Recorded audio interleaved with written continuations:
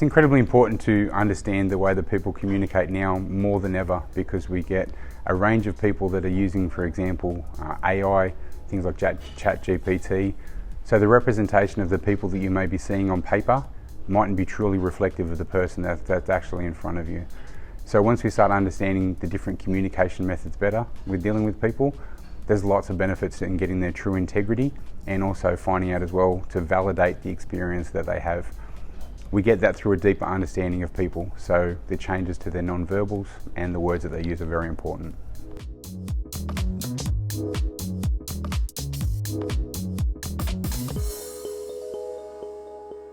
So there's lots of signs for discomfort during communications. Some of them can be quite obvious and overt ones. Any repeat type of behaviour is what we call pacifying behaviour. So some of the general ones will be if people start rubbing their hands together and fingers are on their arms. But it's important to know that that might be part of the baseline. So we look at that as part of the initial interaction and see if there's any changes. If that changes, for example, to be further up their arm or grabbing their arm as well, that can be an indicator. Some other parts as well is changing to what we call access to the power zones. Our power zones are just underneath your chin, around your navel area and also in your groin. So if people do things to close them off or move them away from you, that can be a sign of discomfort. That can be somebody that puts their hands in their laps. They can put their chin down to try and cover that, or even to angle their body away, which is what we call ventral denial. So all these things are some indicators of discomfort.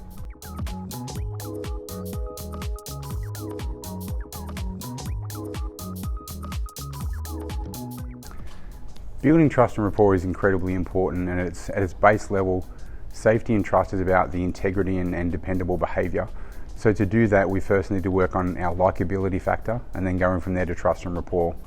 So some of the most important ways that we do that is mirroring as well. So that's using elements when we're seeing of people's gestures and the way that they act. We can use part of those back in our own framing and our own gestures. The other thing is just with their interactions being truly other person centric. Regardless of whether it's a leadership situation or whether an recruitment situation that we're managing as well, if we're truly other person centric and we've removed bias, we'll see these items like that are occurring, and you'll find that the communication will be a lot more free-flowing.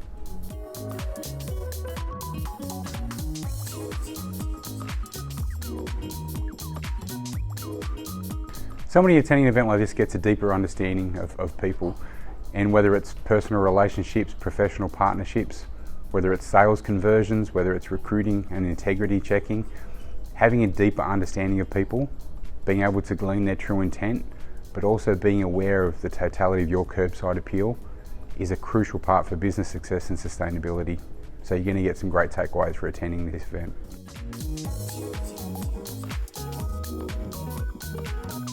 I found a lot of things interesting about the session today, particularly the choice of language. So the way people use this versus that, and the word that denoting a distancing signal. So people, when they use the word that, are trying to actually put some distance between themselves and the idea being conveyed with the that statement. First thing I learned today was probably when listening to a client or a candidate was just picking up on the language that they'd be presenting their facial expressions or hand gestures to you. And then also being able to pick up if they were using certain words to speed through certain things. So especially with candidates, if they were skipping through things quite quickly, especially with certain words, that you could kind of pick up on that and get them to come back and slow up on those topics just to get a further understanding of what they were doing. So I think for me, they were some of the key things that I learned today and that I could take away and use in my role at the moment. I think one of the key lessons from your training was that it is being people-centric. Like, I think a lot of the time people focus on ourselves, we focus inwards. I think that training really kind of made me focus more outwards and, being focused on the other person. I think further to Tina's point, my biggest thing I took from it was really understanding people's baseline. So it's one thing to read people, but you need to understand what their baseline is before you then go make judgments around whether they're uncomfortable or happy and stuff like that. One of the best things I learned today was to look at people's feet rather than just looking at their facial expressions. I feel like this is a skill I can get and move forward into kind of reading more people when interviewing them and stuff. Yeah, the best thing I learned today was, I would say, the power of choice, making sure people are comfortable to get a good baseline, giving them the choice of where to go, where to sit, potentially the office they want to sit in, just to get a good read of who they are, their baseline, and then working from there.